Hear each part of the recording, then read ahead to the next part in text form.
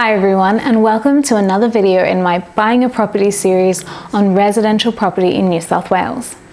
I'm Alexandra, and today I'll be talking about issues to consider when you're looking to purchase a property and also have an existing property you'd like to sell. As always, I invite you to please subscribe and hit the like button. I'll be posting a new video every week.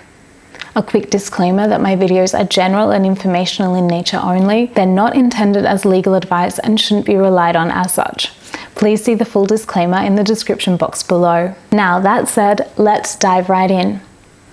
If you're looking to purchase a property and you have an existing property, you first need to consider whether you'll be selling the existing property and using the sale proceeds to finance the purchase of your new property.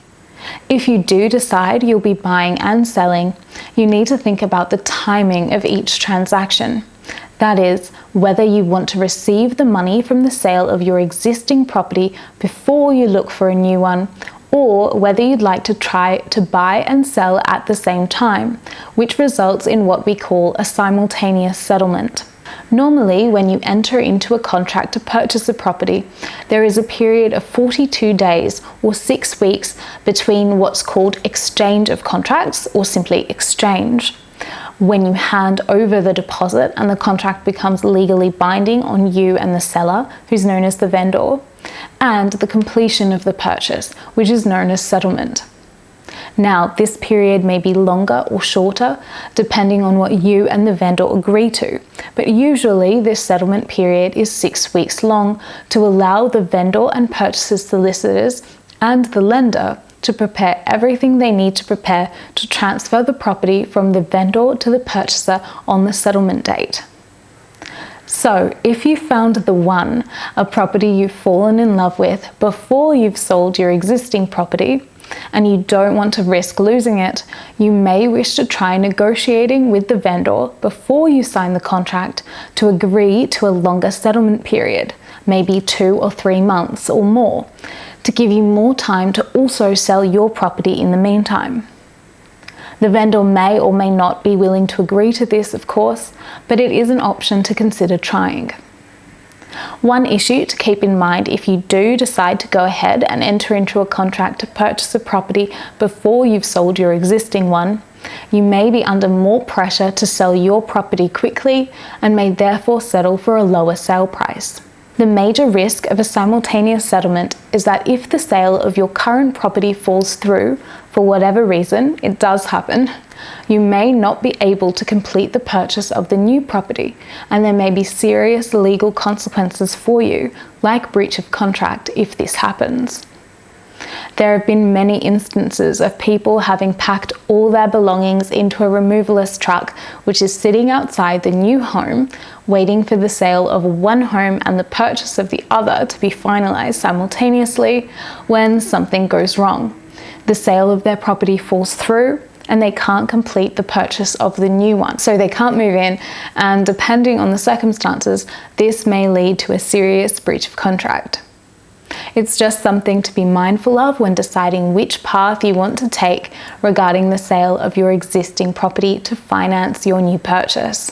The other option, of course, is to first sell your existing property, pocket that money, and then enter into a contract to purchase your new property.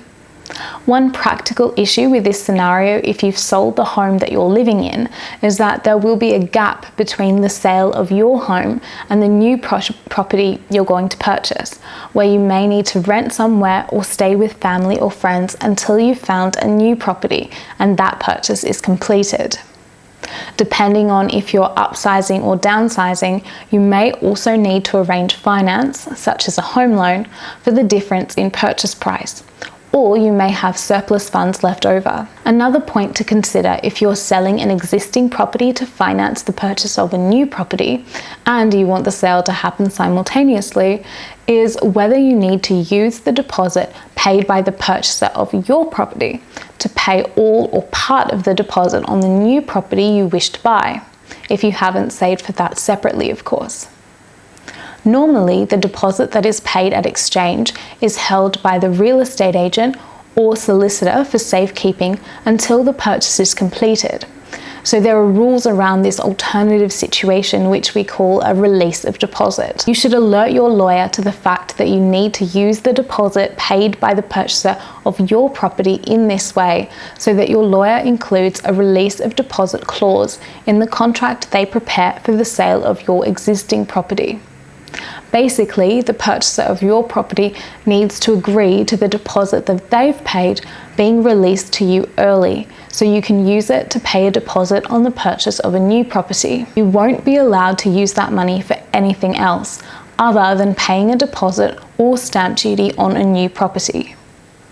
As a vendor, a clause like this is in your interest, but be aware that as a purchaser, there are major risks with agreeing to a release of deposit clause, which I will cover in another video. So that's all I have for you today. Which method do you prefer? Sell first, then buy, or buy and sell at the same time? Let me know your thoughts in the comments below. As always, remember to please subscribe and hit the like button if you liked this video. Please share it, and if you'd like to make an appointment to engage my services, please follow the link in the description box below to contact me. If you have any topics you'd like me to address in future videos, please leave a comment in the comment section, as I'd love to hear from you. I hope you found this video helpful, and thank you for watching.